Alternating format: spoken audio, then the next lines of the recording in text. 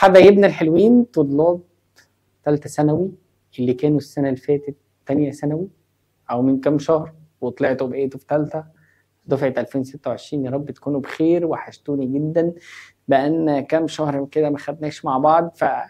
يا رب كده نبدا السنه دي كده تبقى ناشط كده وما تبقاش مريح زي السنه اللي فاتت، وعايزك تبقى في احسن حاله.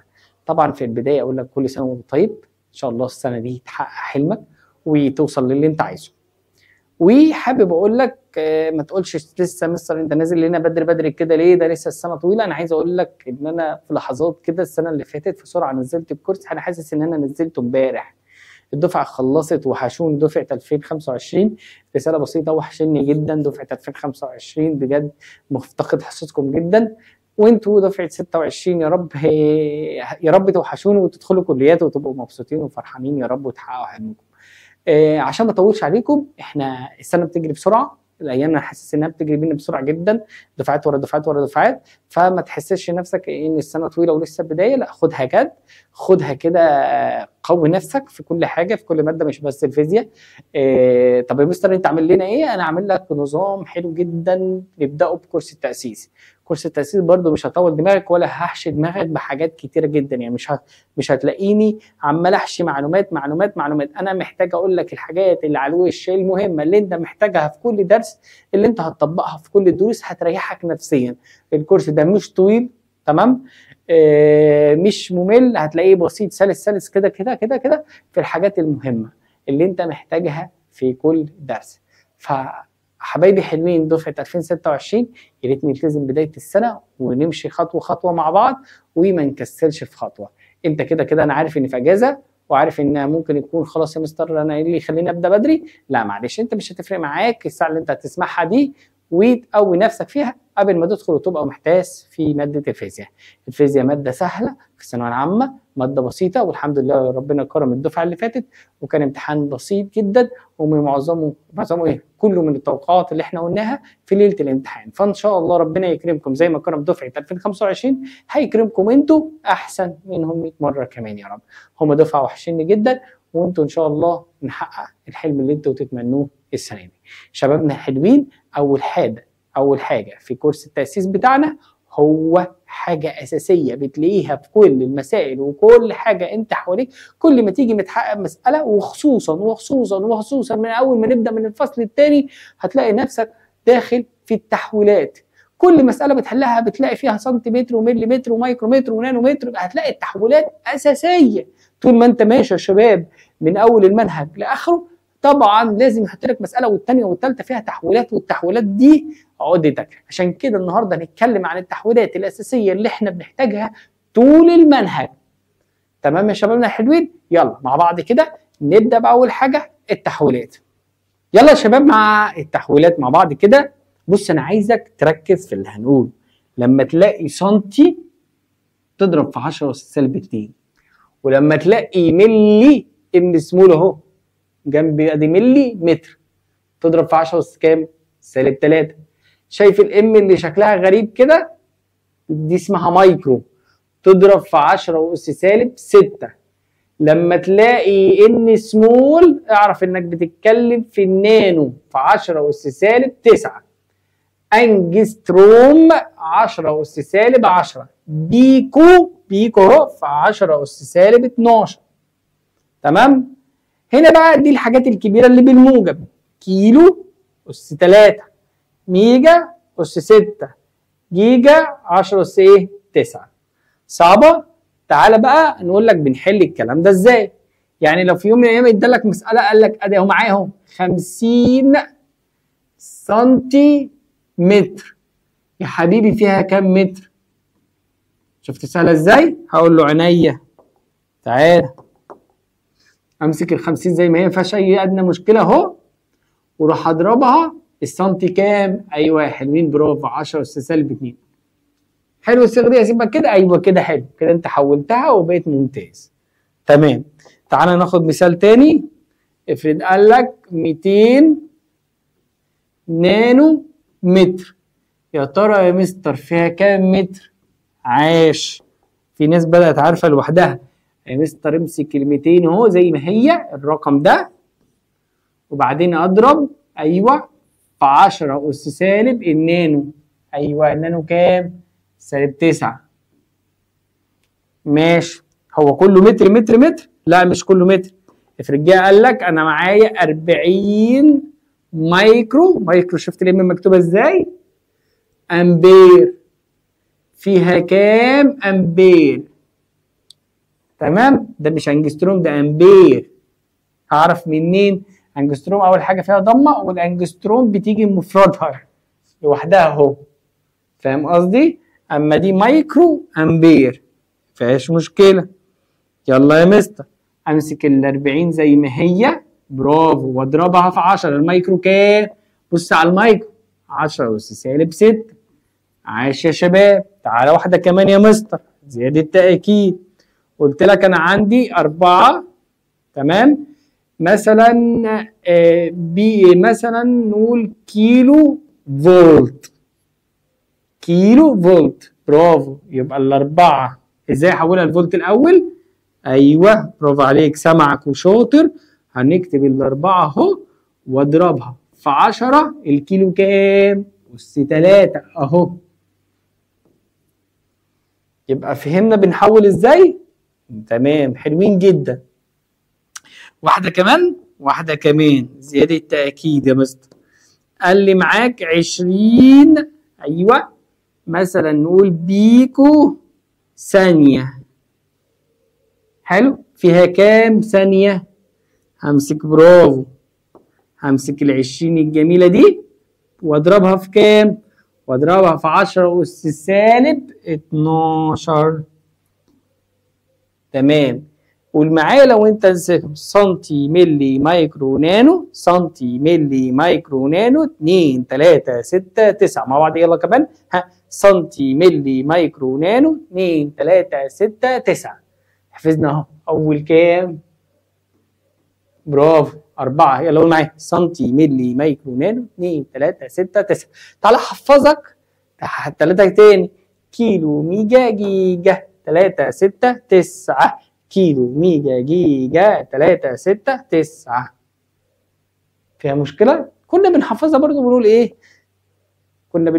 كنا بنحفظها بقى ازاي؟ كنا بنقول ايه؟ كيلو ميجا جيجا 3 6 9 سنتي ملي مايكرو نانو 2 3 6 9. تمام يا شبابنا الحلوين؟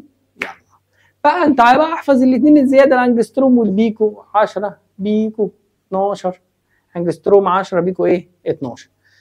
بكده اول جزئيه في التحويلات وبسيطه. هنروح لحاجه تانية؟ هنروح مع بعض لحاجه تانية وجميله. يلا بص تعالى معايا كده نقول حاجه مهمه، ركز. انا لاحظت كده يا مستر انك ال10 أس 4 دي مرفوعه لكل تربيع، تمام؟ وبعدين اعملها ازاي؟ ال10 زي ما هي اهو، و2 اضربها في الأربعة. 2 في 4 بكام؟ 8. طب ما هي هنا تحتها بس بالسالب، يبقى سالب 8. التربيع ما بيلغيش سالب الأس، ركز للجملة عشان احنا ممكن نعك. يلا معايا، بص يا مستر، أنا ملاحظ كاتب لي هنا إيه؟ 5 سنتيمتر، 5 سنتيمتر تربيع، 5 سنتيمتر إيه؟ تكعيب. دي عايز أحولها لمتر، ودي عايز احولها لمتر تربيع، ودي عايز احولها لمتر ايه؟ تكعيب. خدت بالك؟ تمام. ما اكيد لو سنتيمتر يبقى يتحول لمتر، سنتيمتر تربيع يتحول لمتر تربيع، سنتيمتر تكعيب يتحول لمتر ايه؟ تكعيب. خلينا بقى نشوف نحول ازاي. الخمسه زي ما هي. يلا مين فاكر السنتيمتر؟ ارجع للفيديو. ايوه 10 أس سالب كام؟ 2. ماشي يا مستر. طب وبعدها كده خلصت دي اول واحده. دي هنا بقى، ها، 5 في 10 أس سالب كام؟ 2 لكل ايه؟ تربيع. ايوه في واحد. خلاص يا مستر انا عرفت الناتج. ادي الخمسه زي ما هي في 10 أس سالب 2 في 2 4. عايش انت برنس. يلا بعدها 5 سنتيمتر تكعيب. هي اول 5 في 10 أس سالب كام؟ 2 اهو، مفيش مشكله. طب دي ايه؟ تكعيب، يعني دي كل ايه؟ تكعيب. انت المفروض خلاص حفظت بالنظر، تطلع وتضرب على طول. 2 في 3 6، يبقى 5 في 10 أس سالب كام؟ 6. مرة 2 2 كمان كده الدنيا تحلو معاك. بص بنقول ايه؟ لو طلب قال لك 3 ملي تكعيب فيها كام متر تكعيب؟ الله، في ناس بدأت جابتها بالنظر في سرعة. حلو جدا. ادي التلاتة. ماشي. في 10 الملي 10 أس سالب كام؟ 3 لكل ايه؟ تكعيب. تمام. 3 في 3 9 يبقى 3 في 10 أس سالب 9. طب السؤال اللي هنقوله بتاع الحلقة اهو، يلا معايا جاهزين؟ ماشي. 2 ملي تربيع فيها كام متر تربيع؟ هسيبها لكم وانتوا تحلوها. ماشي. ويلا نروح لحاجة تاني مع بعض. انا عايزك تبص للصفحة دي، ده واجب. اسرع طلبة هيسلموا الواجب ده ليهم احلى مكافأة. اتفقنا يا شباب؟ هستنى منك تحل لي كل الليلة دي، بس هعمل لك حاجة صغيرة هنا. سنتيمتر تربيع تتحول لمتر تربيع. ليه يا مستر انت ما كتبتهاش عشان اوريك دي بتتحول ليه ودي بتتحول ليه؟ دي التربيع سنتيمتر تكعيب يبقى اكيد بتتحول لمتر تكعيب. مليمتر تربيع يبقى متر تربيع. مليمتر تكعيب يبقى متر تكعيب. كيلو متر تربيع لمتر تربيع. ودول عاديين خالص. انا عايزك تشوف احلى واشطر طلبه دفعه 2026 قدها ويحلوها. يلا مع بعض نروح لحاجه ايه تانيه مع بعض. ماشي.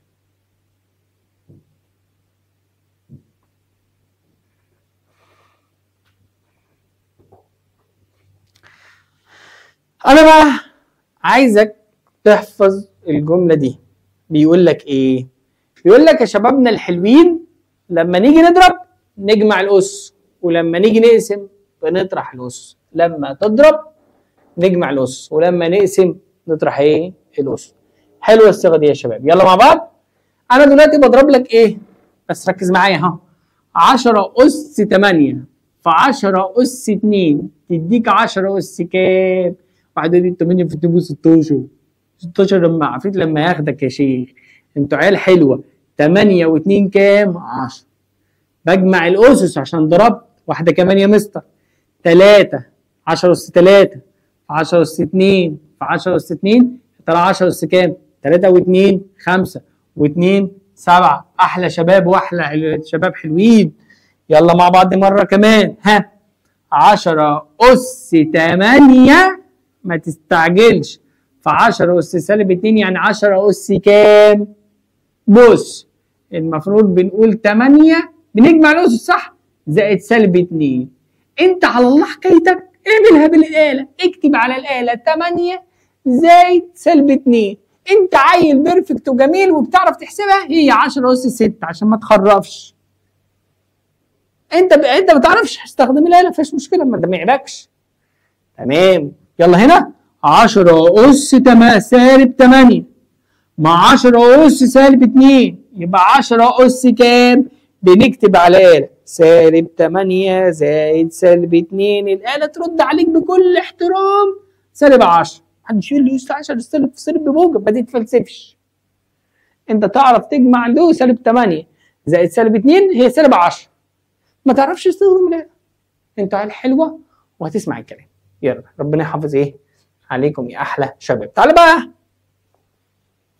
نروح لقصه تانيه من الحاجات المهمه عندنا. ايه هي التربيع. التربيع يا مستر. تربيع ايه؟ الجذر يعني.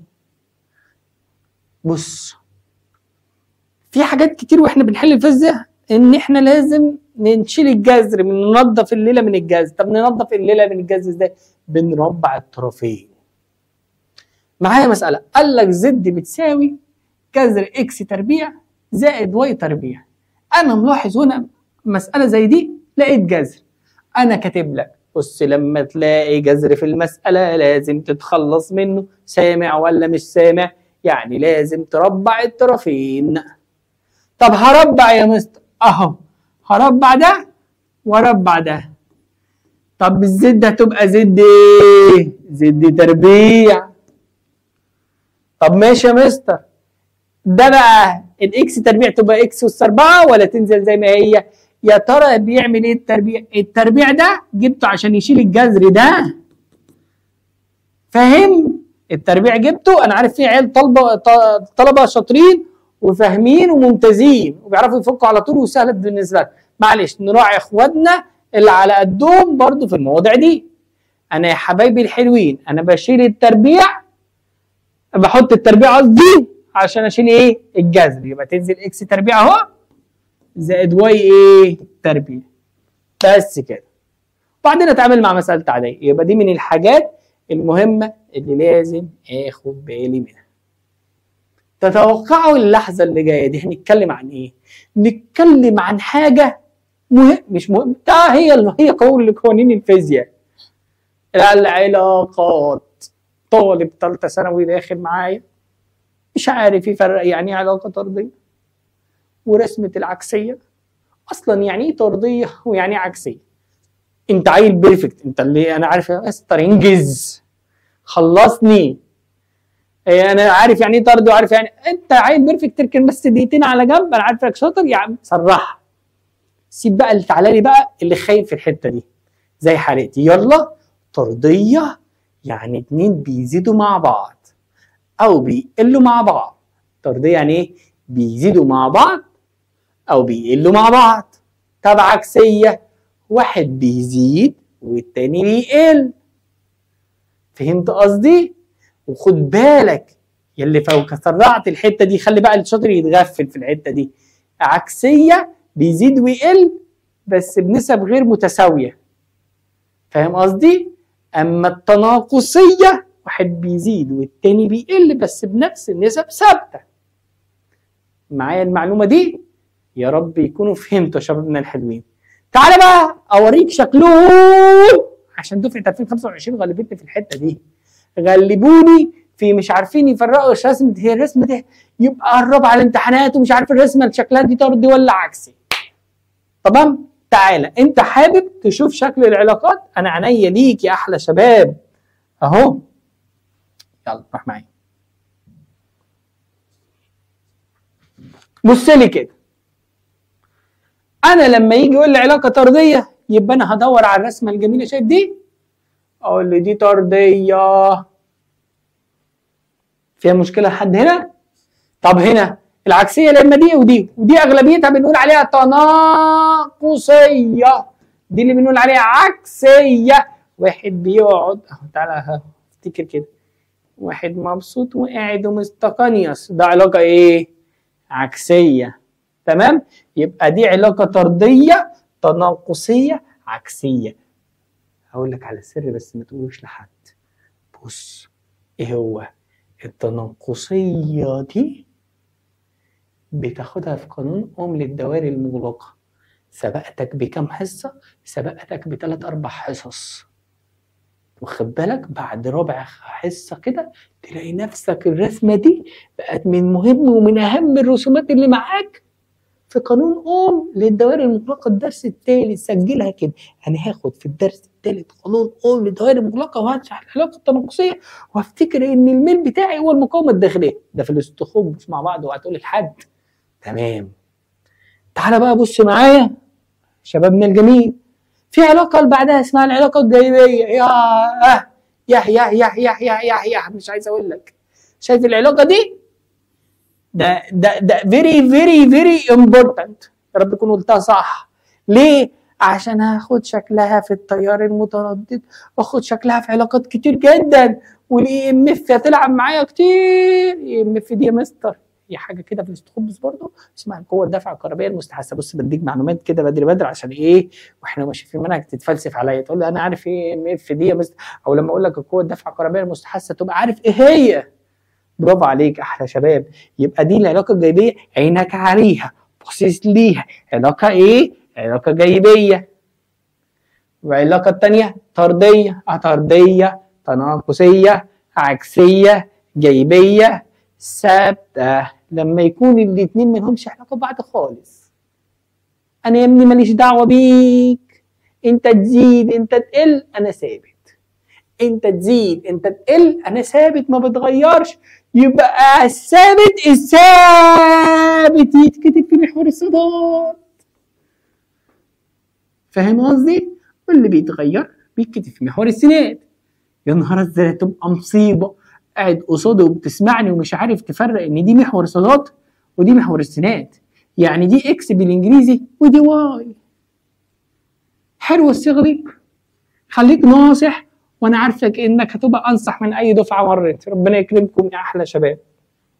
تمام، يلا بقى ركزت اليوم، نروح لحاجه تانية. عايز اتكلم معاك في حاجه مهمه جدا. ايه هي يا مستر؟ بص، لو في قانون قال لك اكس، مالك اكس بتساوي واي على زد،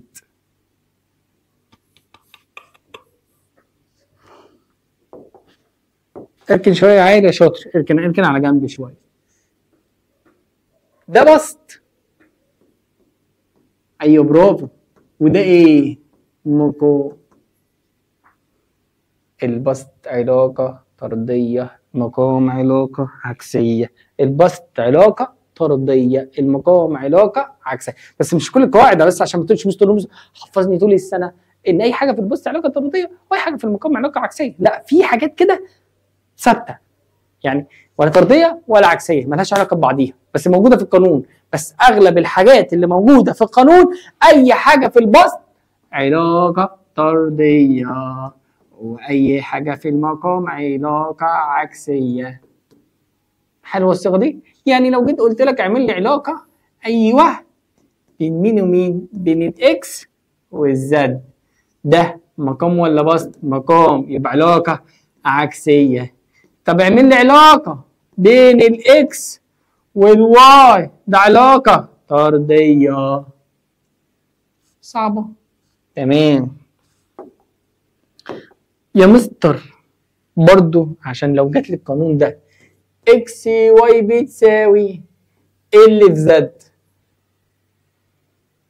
بص قبل ما نكمل، اي حاجه في البسط علاقه طرديه، اي حاجه مقام علاقه عكسيه. هنا مفيش بسط ولا في مقام، المضروبين في بعض مش طايقين بعض، يبقى بينهم علاقه عكسيه.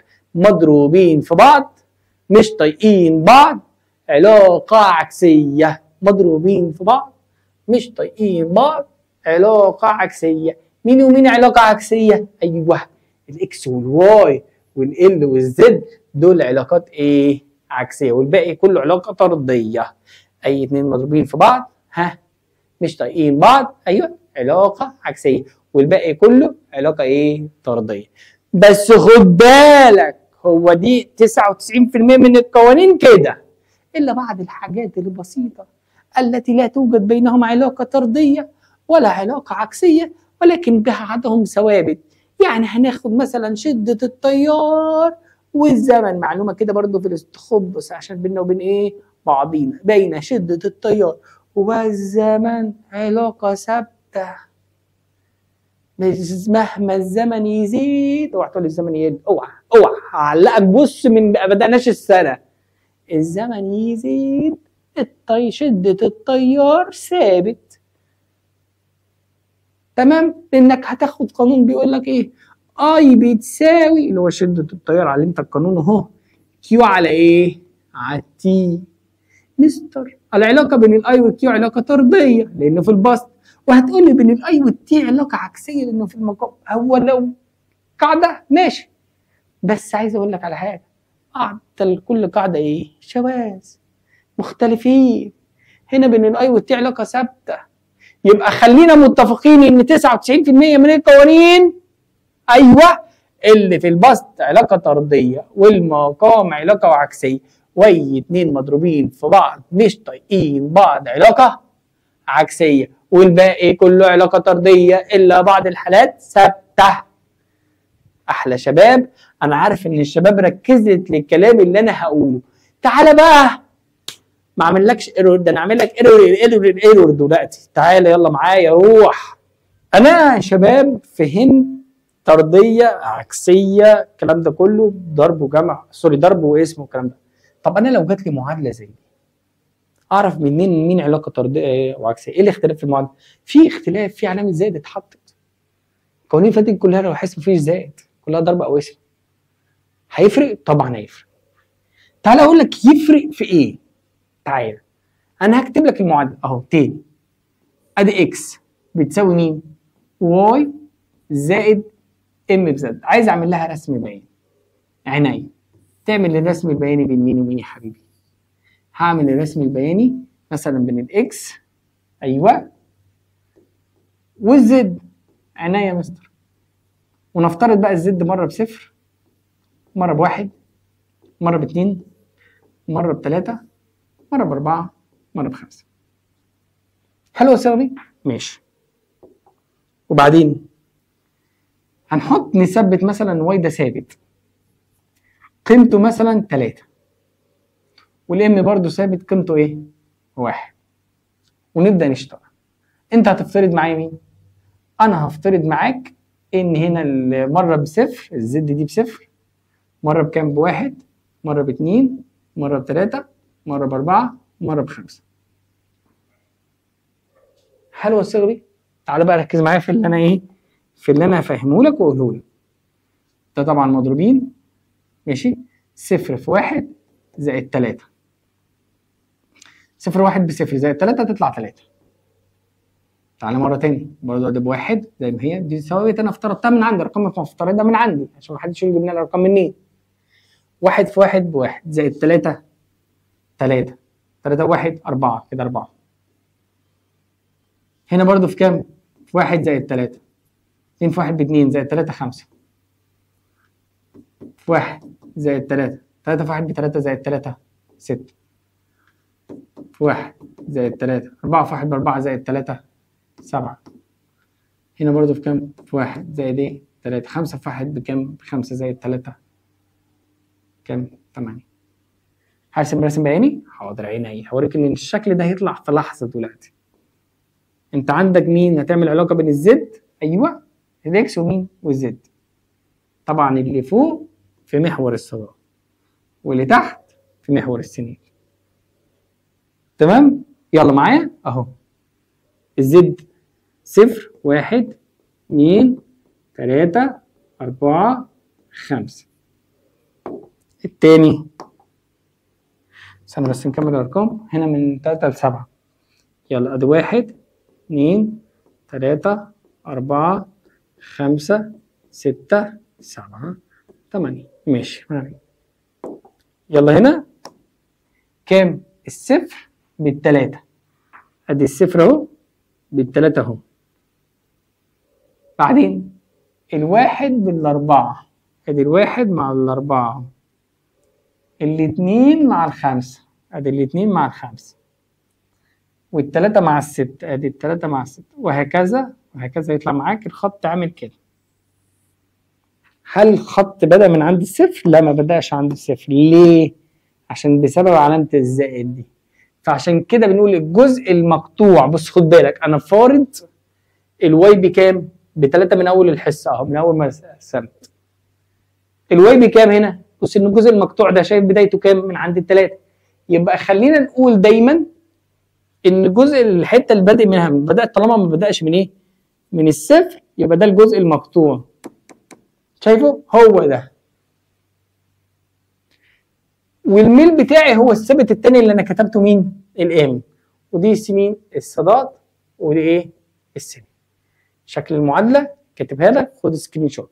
واحد يقول لي مستر انا توت، هقول لك بصمجها يا حبيبي سهله جدا. دايما دايما دايما شايف اللي قبل، شوف اللي في الزائد لوحده ده، هو ده الجزء ايه؟ المقطوع. وفي اتنين مضروبين في بعض، واحد هيبقى الميل، واحد في محور ايه؟ السنان. وبكده اعتقد قطعنا شوط كبير قوي في العلاقات. يلا بقى نخش لحاجه تانية مع بعض. حبايبنا الحلوين، نروح بقى لنقطه مهمه جدا اسمها ايه؟ اسمها الميل او سلوب مع بعض. يعني ميل؟ انا مثلا كده معايا قانون كنا بناخده في اولى ثانوي، السرعه بتساوي مين على مين؟ مسافه على زمن. وطلب مني في حاجه زي كده، عايز مين؟ عايز مني الميل. انا رسمت علاقه بين المسافه اهو وبين مين والزمن، ومديني الرسم البياني ومعايا القانون وعايز الميل. كلمه ميل يعني بنقسم مين الصادات على ايه السنين، يعني بالبلدي كده هقسم ده على ده بسرعه، اللي هو مين اللي هو السرعه، يعني لما يطلب مني ميل السرعه. في طريقه سهله عبيطه قوي، باخد اخر رقم من هنا طالما الخط مستقيم جميل جدا، باخد الرقم اللي هنا على الرقم اللي هنا، انا جبت الميل. يعني مثلا هنا 10، مثلا نفترض ان هنا 5، يبقى اقول 10 على 5 بتساوي 2 ايه متر لكل ثانيه. كده جبت الميل. الطريقه الطبيعيه التقليديه بتاعه مدرسين الفيزياء، حضرتك بتعمل ميل وبترسم مثلث وبتاخد الرقم اللي هنا تطرحه من الرقم اللي هنا، تطرح ده من ده، وكده عوضت مكان المسافة، يبقى دي 2 ناقص دي 1 على، وتاخد رقم من هنا ورقم من هنا تطرح ده من ده، يبقى تي 2 ناقص تي 1.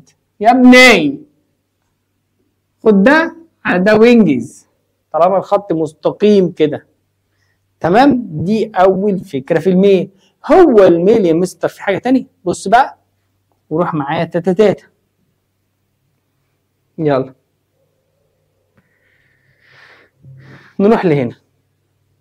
بص بقى، انا معايا رسمه زي دي وركز معايا، هقول لك كلمتين وبعدين نطبقهم.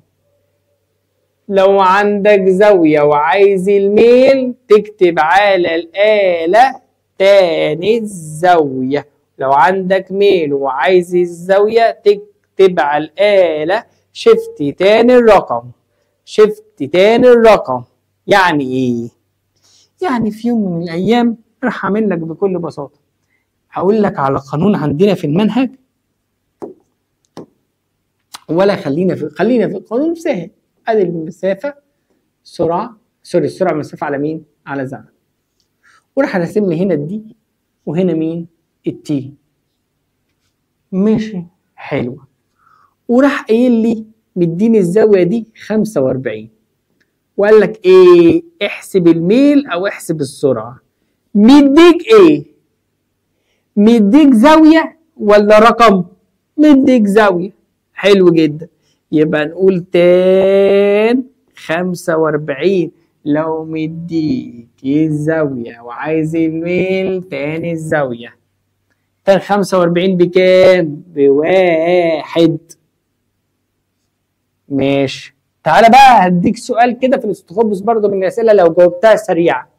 طب لو عمل لك كده، قانونك عندك اصحى وفوق، اعمل لي ادي الكيو وادي التي ورسمه زي دي وادي 30، وطلب منك خد بالك القانون بيساوي اي بتساوي كيو على تي.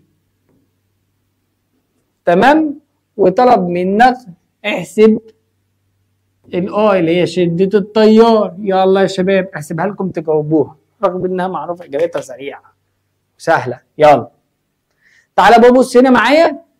يلا طب لو جالك العكس بقى، قال لك طب انا عايز منك الزاوية مجهولة، ماشي، وادي الدي وادي التي، وعلما بقى ان السرعة مثلا ب1، هتعمل ايه على الآلة؟ المرة دي عايز الزاوية. عايز ايه؟ الزاوية. هتكتب ايه؟ شيفت تان 1 على الآلة، شيفت تان 1. صعبة؟ ماشي، ده كده حاجة جميلة وبسيطة جدا. تيجي بقى اديك سؤال كده في الاستخبص يمكن تقع فيه. اتفضل يا مستر. عينيا. ايه هو؟ دلوقتي انا معايا مثلا ادي اكس بتساوي واي على الزد، ده قانون. وراح انا عامل لك ايه؟ رحت انا قايل لك بص بقى معايا، بص معايا، عامل لك هنا الزد وهنا الواي، هنا الزد وهنا الواي، وكاتب لك هنا 30 دي 30 بس عشان معايا استنى بس، ما علينا. ادي 30 اهو، الزاوية كام؟ 30. عايز تحسب اكس، احسب مين؟ اكس. فكر برضو من كده 3 أسئلة فيهم تفكير، طبعا 2 سهلين، بدأنا ايه نتقل شوية مع بعض. تمام، يلا يا شباب نروح بقى لحاجة ايه تانية مع بعض.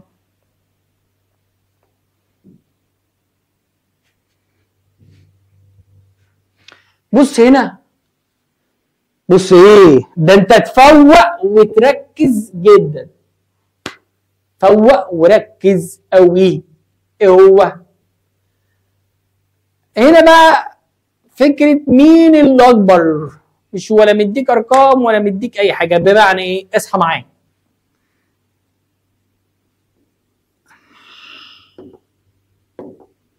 اصحى معايا وفوق. ادي رسم باين، ماشي، وبرضه ادي المسافة وايه والزمن، وعيل جسم اسمه ايه وجسم اسمه بي.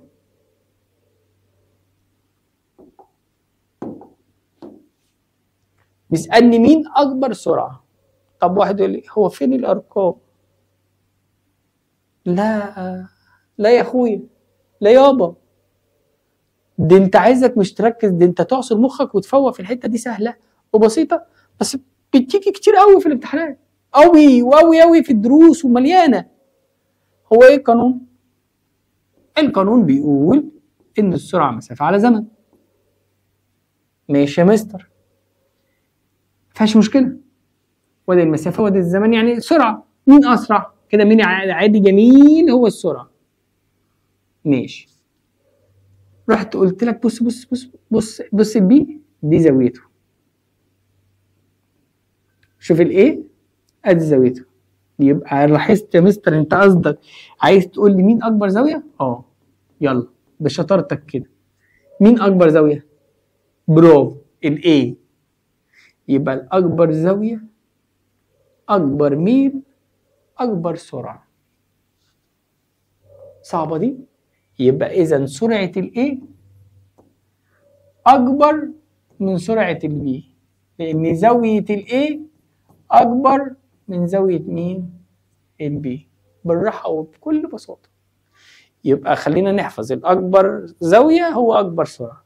عايزين نطبق على الكلمتين دول، عينيا تعالى واحدة واحدة، أبقى مثبت المعلومات كده في دماغي. القانون اللي قلنا عندنا في المنهج، أدي الكيو والتي، وأدي هنا جسم اسمه إكس والتاني مين؟ واي، مع بعض أهو. مين أكبر شدة تيار؟ هل الأي إكس أكبر ولا الأي واي؟ في بقى ناس وشباب حلوة، وأنا حاسس إن الدفعة دي جميلة ومريحة شوية. أكبر زاوية صح، بس لازم أتأكد بحاجة لطيفة أعملها. كيو على تي، أنا واخد إن الأي كيو على تي، يعني الدنيا مظبوطة معايا. كيو على تي مفيش أي فيها شدة مشكلة، صح؟ يبقى دور على الأكبر زاوية. يا ترى الواي أكبر زاوية ولا الإكس؟ برافو، يبقى الاي اكس اكبر من الاي مين؟ واي. صعبه؟ عكس بقى لو حب يضحك عليا شويه. ايه هو يضحك عليا ازاي؟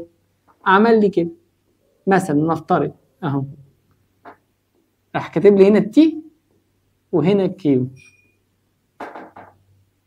وراح عامل لي كده، وادي ايه وادي مين؟ بي. ولا فيهاش مشكله، انا هقسم التي على الكيو، بقسم الصادات على السينين، قسمت التي على الكيو. هو الطبيعي المفروض مين على مين؟ كيو على التي. لقيت حاسس ان الدنيا مقلوبه، يعني كده معناه الميل مقلوب، هعكس كلامي. هعكس ازاي؟ يبقى زاويه البي اكبر ولا زاويه الايه؟ هي زاويه الايه اكبر، صح؟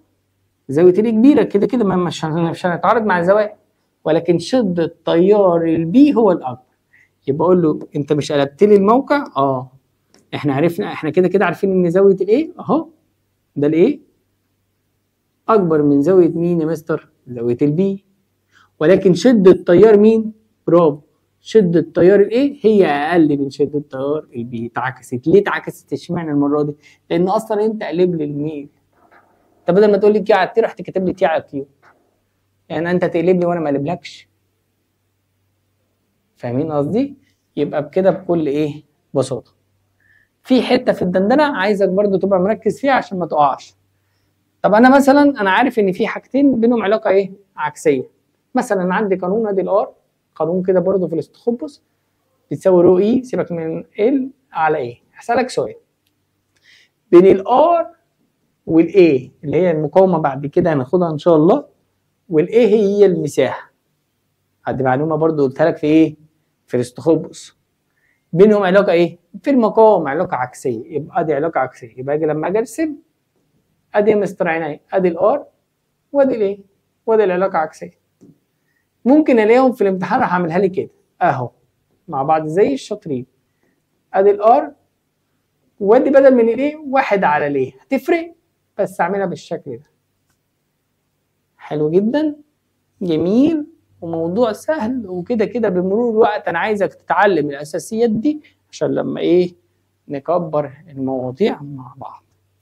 تمام شبابنا الحلو، جه ميعاد لحظه من الحاجات يعني انا نفسي تتعلموها بجد، عشان بدل ما نقعد نضيع وقت ونحرق وقت في ازاي نجيب دي ونجيب دي من المعادله والقانون ونلخبط نفسنا. الاله الحاسبه اتمنى ان احنا نبقى مع بعض كده في الجزئيه دي بالذات. ماشي؟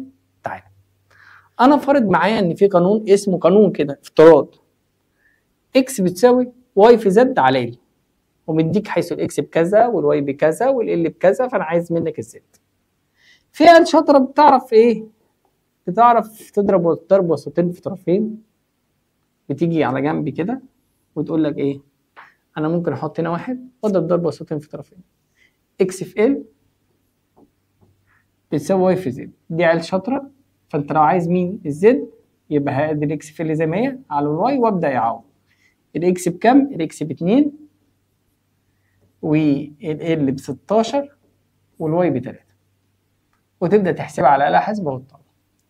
في ما بتعرفش تعمل كده، يعني في طلبه كتير برضو ما بيعرفوش يعملوا يضربوا ضرب وسطين في طرفين. وفي طلبه بتمشيها بطريقه الفهلوه اللي هو ايه؟ اللي عايزه اللي جنبه في المقام والباقي كله بسط. حلو الصيغه دي؟ اللي عايزه جنبه في المقام والباقي كله بسط. يعني ايه؟ انا عايز مين؟ انا عايز الزد. عيني الزد مين جنبه؟ الواي، يبقى تنزل مقام زي المحترمين والباقي كله بسط اللي هو الاكس والال، وعوض واقول الاكس زي ما اديها لي ب2 والال ب16 والواي بايه؟ ب3. في بقى طلبه زي حالاتي كده يحبوا ايه؟ يكتبوا التعويضات وبعدين يرصوا على الاله وما يوجعوش دماغهم. اللي هي ايه؟ اكس بكام؟ ب2 ويساوي الواي بكام؟ ب3. الزد مش معايا مجهوله والال ب16. عايز اطلع الزد بكتب على الاله ازاي؟ بص الخطوات. انا عارف ان واحد يقول لي طيب ليه وجع الدماغ ده؟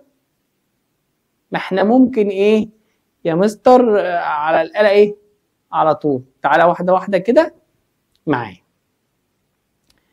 انا اول حاجه انا بكتب الاثنين. شايف الاثنين دي؟ بدوس على الاثنين اهو. وبعدين الخطوه اللي بعدها بدوس الفا كالك عشان اظهر علامه ايه؟ يساوي. يبقى بدوس مين معايا؟ الفا كالك. طب وبعدين؟ بعدين يا مستر بشد الكسر عادي وبكتب ارقامي. بكتب ال3 في، شايف معايا انا بعلم لك العلامات اهو واحده واحده. الزد انا اظهر ازاي الزد؟ انا بدوس الفا وعلى قفله القوس دي هتظهر معايا اكس اللي هي الزد، هتظهر معايا على الاله اكس على، ماشي هننزل تحت ونقول 16 وآلتك بنكتب ايه بعدها؟ بندوس على آلتك. بص بص بص، لو دوست يساوي الآلة بتقرا غلط. شيفت كالك يساوي. معايا؟ طب تمام. تعالى بقى نطبقها بقى. تعالى بقى نعملها ازاي على الآلة خطوة خطوة مع بعض يا شباب. بص بقى معايا. ادي الاتنين. عايز اظهر علامة يساوي، يلا ها. الفا سولف اللي هي كالك دي، شايفها؟ تمام. شد كسرك 3 اهو. في 3 في كام؟ في الزد اللي هي المجهولة اللي عامل لك عليها علامة اهو، دي مجهولة. يبقى اظهر المجهول ازاي؟ ادي الفا قفلت قوس، ظهرت علامة اكس كأنها مجهول. انزل تحت على كام؟ على 16. هنا الآلة دي بتطلع على طول عشان دي إلكترونية تبع الشاشة. أنا على آلتي لو دوست يساوي هتظهر لك ايرور بتشتمك. قبل ما تدوس يساوي شيفت سولف يساوي، شيفت سولف يساوي، يظهر معاك شيفت سولف يساوي. فيها مشكلة؟ تعالى بقى نروح لواحدة ايه؟ تانية. مديني قانون جميل اهو. بيقول لك ايه؟ الار بتساوي رو اي ال على ايه؟ ماشي، ومدينا ال ومدينا الرو اي ومدينا الايه؟ الار قصدي. الار بتداني بكام؟ ب 15 اوم. دي وحدة قياس مالكش دعوة بيها دلوقتي. بتساوي شد كسرك الرو اي دي اللي هي دي مديها بكام؟ 1.6 ال مديها بكام؟ ب 2 سم. ادي الاثنين. مين فكرني نحول السنتي ازاي؟ برافو. حلو، سمعت الكلام. 10 أس سالب 2 على الايه مجهوله. هجيبها ازاي؟ يلا يا شباب مع بعض نعملها على ايه؟ الآلة. بص بقى معايا. ادي 15. عايز اظهر علامة ايه؟ يساوي. ادي الفا سولف. شد الكسر 1.6 في 2 في 10 أس سالب 2. صعبة؟ أنزل تحت بالسهم اللي موجود عندي على الآلة. بعدين عايز أظهر إيه؟ أدي علامة الإكس دي مجهول، دي مجهولة. الإيه دي؟ ما دي اللي أنا عايز أجيبها. أدي ألف. شايف قفلة القوس؟ أهو. بعدين دي طبعا عشان طلعت الناتج على طول أنا أهو شيفت سولف يساوي. ظهرت معايا ايه؟ 2 من 1000 اهو دي. تمام؟ ماشي. ادي لو انت عايز تبقى اوضح اكتر منها 2 من 1000 اهو، نكتبها كده. 1000 فيها مشكلة؟ متر تربيع عشان المساحة. وبكده حبيتش اتقل عليك قوي. حبيت اقول لك دخلك في الحاجات الاساسية اللي انت محتاجها وتروح وتيجي فيها طول الوقت. عشان كده دي بقول عليها اهم حصة انت بتحتاجها. بتريحني واحنا بنحول، بتريحني واحنا بنجيب علاقة ورسم بياني، بتريحني لما بنجيب الميل والميل الاكبر، بتريحني واحنا بنستخدم الآلة الحاسبة. كل الحاجات دي بتريح نفسك الاول وبتريحني معاك ونبدأ نحل بسهولة. بقية الحاجات كلها تتعالج ونعرف نوصل لها ونحلها. فبالله عليك يا شباب نهتم بالحصة دي، نعتبرها مش من أهم، دي من أهم الحصص. إن شاء الله السنة دي هنشتغل شغل حلو هيعجبك. هنبقى مع بعض في كل خطوة. كل ما تحس إنك محتاج حاجة قبل ما تحتاجها وتحس باحتياجها هتلاقيها موجود معانا. إن شاء الله السنة دي هتبقى سنة جميلة وهتنبسط وهنشرح وهنحل سوا كتير وهنحل من كتب كذا وكتاب كذا وكتابي، وهنلاقي نفسنا الدنيا ايه مبسوطه معانا، وهنفضل نشجع بعض طول السنه. هديك اسئله وانت تجاوبها وهتاخد هدايا وهتبدا ايه السنه تبقى معاك حلوه لحد ما اوصلك للامتحان وتعرف تحل وتجيب الدرجه النهائيه. يلا يا شباب اسمع الفيديو كويس جدا وتوكل على الله وابدا سنه سعيده. احلى سلام لاحلى شباب.